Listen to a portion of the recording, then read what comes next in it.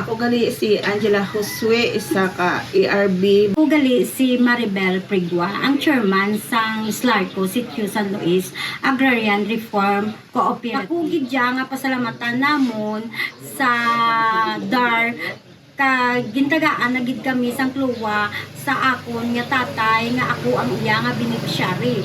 Dako gid nabulig sa amon in spite sang una pigado gid kami. Indula gid kami sang ikasara nga iano sang among duta, pero subong dako gid nabulig sa amon kay kami na gid gauyat sang among duta.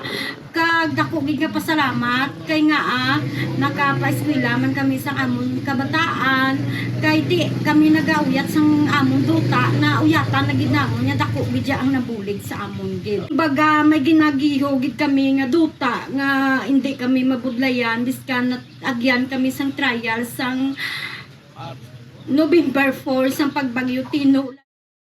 Sa subong, kami nagamat-amat bangon sa tungod sa bagyong Tino nga naagyan namon. Kami nagapasalamat kaupod sang DAR ng DAR province sang Negros Occidental, kag DAR mo sang La Castellana, kag ang kaupod sang iba nga ahensya nga nagabulig sa amon na makabangon.